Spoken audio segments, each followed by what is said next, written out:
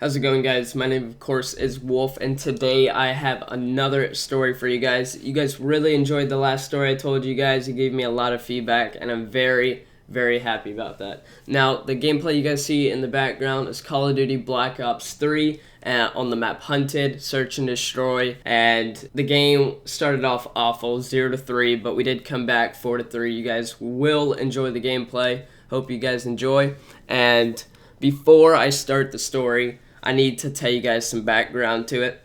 Now, the guy that's being robbed, his name is Steve. Now, I'm just going to refer him as Steve. That is his name. Not going to give any other personal information. But Steve, he loved guns. He had a family, so he wanted to protect. Now, Steve, he went to the shooting range at least 4 times a month. Steve wanted to be so good at his guns, he could protect his family at any moment. He had a gun in his car, had a gun in his home. He had so many guns in his home. He has at least, I think, a gun in every single room of his house except for the living room and his child's bedroom. Now, Steve, it was just an ordinary day. Steve, before they go to bed, they always check the windows, check the doors. Anyone else would do this, but just make sure everything's locked before they go to bed. Now, again, ordinary night.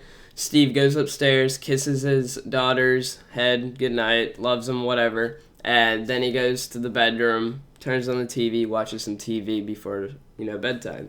And they turn off the TV. It's maybe about 10:30 at night, and Steve, he goes to bed with his wife in the same room, obviously. And so it's about probably 11:15 before Steve starts falling asleep. Had a rough day at work, whatever, And Steve, he starts hearing some things, and he keeps telling his wife, hey, I think someone's trying to break in, and his wife's like, I don't hear anything, just go back to bed. Just go back to bed, honey. And that moment where you guys are dozing in and out of consciousness, and you're not actually asleep, but you're awake, you can still hear things. Basically what Steve was doing. So at first he just thought he was just, imagining it. But then he actually heard, another shaking noise at the door. And so what he does is he grabs his gun, Glock 9, under his bed, and he says, honey, stay here, I'll be right back. Now his wife is wide awake and she's scared to death. So he's got to go down the hallway to clear every single room to make sure his daughter's okay. So he opens the door slowly, has his Glock 9 out, military style, has the gun up, and he starts clearing rooms. First is the bathroom, clear. Next room, the closet, where they keep all, their pantries, essentials, stuff like that. Clear. Next room, his daughter's room. He opens the door very slowly. He doesn't point the gun up because, he doesn't want to get startled and accidentally shoot his daughter. So, if there's someone in that room, I don't know what he'll do. But thank God no one was in the room. Daughter's okay. So he creeps down the steps very slowly so no one hears him. Not even his wife. So basically, their stairs is behind their kitchen, and then their stairs is by these windows. And one of those windows are broken, but it looks like it's fine. But, if anyone would just, barely push on the glass, it'd fall off and break, shatter. But no one was at that window, thank God. So he's downstairs now, clearing the rooms.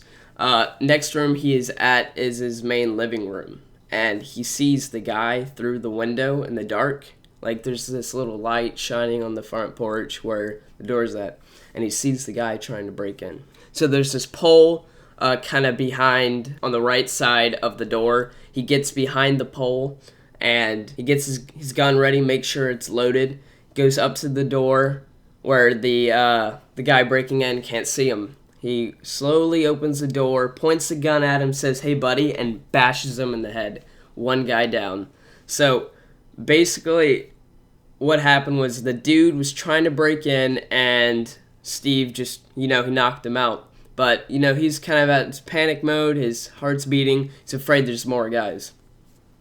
Steve, he grabs his phone, calls the neighbor, and he says, hey man, someone's breaking in my house, I need you to come over here. So his friend, he's kind of into guns, he's a scout when he was a boy, now he's an eagle, and he grabs his gun, a shotgun, I think, I don't really remember, but he comes over, says, alright man, where you at? I'm at the front porch. And he's like, alright, yeah, that's where the guy's at. Alright, so he sees the guy, said, Steve, you need to watch him, okay? And so Steve is watching him. The other guy starts clearing the room, and he says, "Hold up, man. Let me do this. This is my house. You don't know it as well as I do."